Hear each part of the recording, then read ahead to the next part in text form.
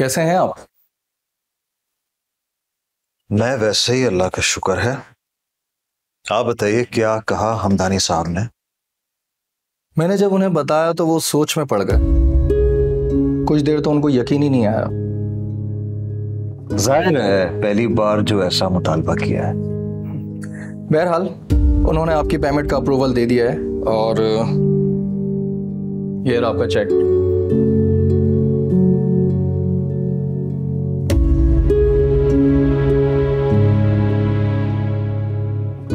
मैं आपका शुक्रगुजार रहूंगा जमशेद साहब। अरे अरे शर्मिंदा मत करें।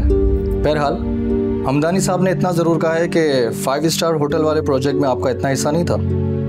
चूँकि आपको पैसों की शदीद ज़रूरत थी, इसीलिए उन्होंने इतनी बड़ी रकम भिजवाई। और मज़ीद ये भी कि आगे इसका हिसाब हो जाएगा।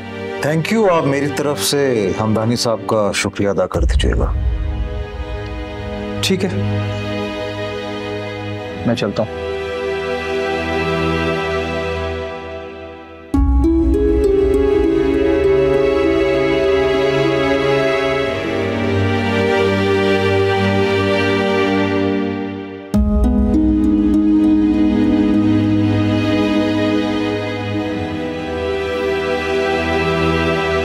आलिया, तुम्हारी बेटी इतनी सहमी सहमी सी क्यों लग रही है?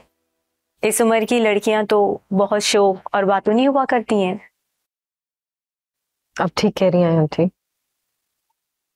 हिजाब मेरे बगैर अपने पापा के पास रहकर बहुत डर सी गई है।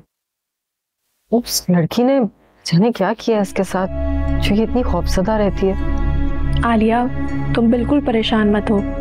यहाँ रहेगी 2-3 रोज तो इंशाल्लाह बिल्कुल ठीक हो जाएगी। इंशाल्लाह।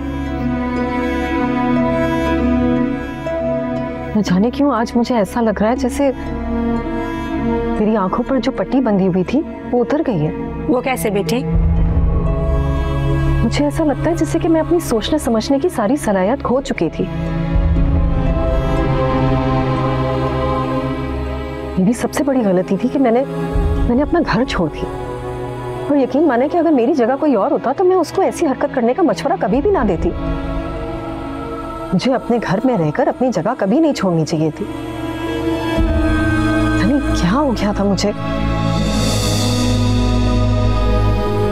मेरे दिलो दिमाग पर जैसे ताला सा पड़ गया। यहाँ तक कि मैंने नमाज पढ़ना भी छोड़ दी थी।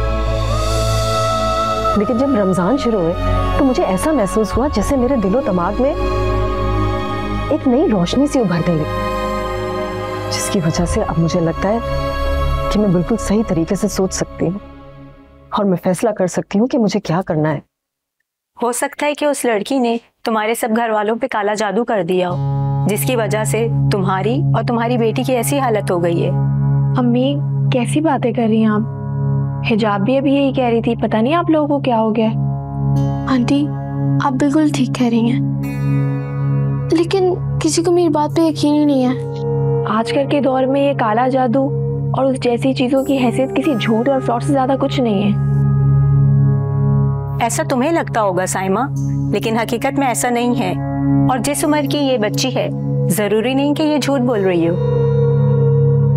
बहरहाल अब मेरी आंखें खुल गई हैं। अब मैं अपने और अपने बच्चों की खातिर इब्राहिम और उस लड़की से लड़ने के लिए पूरी तरह से तैयार हूँ। गुड, मैं तुम्हारे साथ हूँ। मैं हर कदम पे तुम्हारे साथ हूँ। तुम्हारा ये एहसान मैं जिंदगी भर नहीं भूलूंगी साइमा। आलिया, तुम भी मेरे लिए साइमा जैसी हो, और साइमा तो तुम्हें अपनी बड़ी बहन की तरह समझती है। बिल्कुल ठीक कह रही हैं अम्मी। आलिया, अब तुम थक गई होगी, कुछ देर आराम कर लो। आओ मैं तुम्हें तुम्हारा कमरा दिखाती हूँ। चलें जा।